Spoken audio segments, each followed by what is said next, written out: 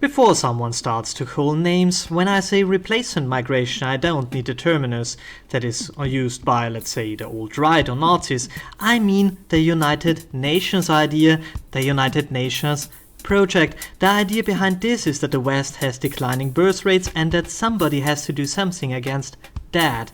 And if you believe that you need growth for some reason, the idea is somehow plausible.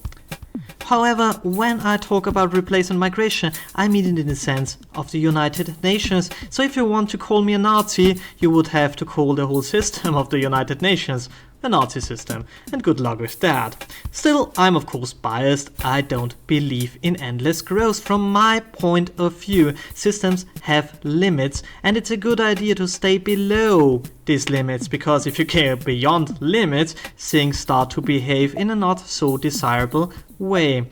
If your system depends on growth, your system is flawed, because it's unstable, and that's not good, and you should replace it with someone that is able to manage stability. Secondly, I'm not convinced of this race thingy. I accept that living beings adapt to their surroundings, and that in the over 100,000 years the human species was divided all over the world. Some of us adopted being faster and other being cleverer, because this is what we needed there. I'm not a particular fan of an ethno-state though. What I care about is that people are different anyway. There are some who want to live oppressed and others who don't want that. And I'm very opposed to the idea of a single nation on the earth. Call it globalism or whatever you want. I don't like it. I want to be able to select my place based on my personal requirements and wishes. I want communist states next to capitalist states, next to a caliphate, next to a nation of reason that cares not a bit about superstition. And by the way, this would be my nation. Whatever language they speak there, I would learn it, and if 90% of the people there had blue skin color, I couldn't care less. This said, let's go over to the topic at hand. The United Nations says we need replacement migration, which we don't, but still, they say we need it. Why Muslims? There is this idea that the whole migration stuff can't be controlled, and hell, it can be controlled, and it is controlled because it was controlled in the past. You see, when the Turks came over to Austria and massacred the whole east of Austria, the Austrians moved Croatians to the east of Austria. This was controlled replacement migration. This is not a new concept. We couldn't have invited the Indian, the Chinese, damn Native Americans, and a lot would have come, but the invitation went to the Muslim world. The incentive was of course not just welfare, but bombs on their homes. Here we enter the place of speculation. What is the benefit of a Muslim population? Well, they don't question the rich. You see, there is a reason that the Muslim world did not come up with things like democracy or a republic, nationality, socialism, equality, or a fair justice system. It's completely against their core beliefs that everything is fate and that everything that is already fair. The ruler has 200 women and owns the whole nation. Well, is he Muslim? Well, yes, then everything is okay, because then that's the plan of Allah for him. There is no peoples on the earth that is more easy to rule than Muslims.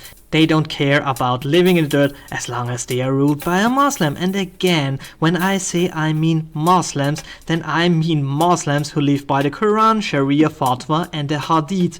I don't mean those hobby Muslims who say that they are Muslim but ignore the teaching. That's like a vegan that eats a steak every day. You can call yourself whatever you want, okay? But I don't have to take you seriously if you don't act accordingly. You see, the transfer of money from those in the West who have arguably more or less everything to newcomers who have nothing will result, of course, in an economy boom, because these guys will take the money they got and spend it, which is cool for the rich. But this would have worked with every other poor people on the world. No, Islam gets pushed because they behave nicely to the rich and powerful. If you compare how often the farmers in Europe try to overthrow their kings to establish a rule of the people to how often this happened in the Islamic world, you end up with a clear view. The reason for this is that Jesus was lower class and the whole religion of Christianity has a distaste for the rich. Muhammad, on the other side, was in the end a king, and the whole system is in the end built around that, about the divine legitimation of ruling. Don't get me wrong, I'm not a big fan of Christianity, but it has a lot of ideologies within it and within its canon that is beneficial to the lower classes, and it was therefore never able to suppress the idea of a people ruling themselves completely, not by lack of trying of the church, of course. Islam is the best weapon against every ideology that could challenge the rule of the rich. It can smash as nationalistic, independent ideas as much as socialistic and communist ideas. An Islamic world is a world of some very rich dudes who are officially Muslim, of course, but couldn't care less for the teachings, and a vast majority of very poor people who accept their fate in the dirt. It would be a world with little to no innovation, with no paintings or music, at least not for the masses, because these stuffs are haram, according to the Quran. It would be a terrible world for most of us, but it would be the safest place for the rich elite you could imagine. Is there any other reason why we in Europe did not invite other people in? Is there any reason why we did not say to China, hey, you have a problem with overpopulation? Hey, we might have a solution for that. Think about that. The reason was never the low birth rates. The low birth rates are just a justification to undermine the only culture, not race, culture, that was able to invent egalitarianism, socialism, nationalism, the fatal enemies of the rich. Thanks for watching. Please like, share and subscribe. Remember when you go to Patreon and give some of your hard-earned money to some hard-working YouTubers like me to keep us going, and have a wonderful day.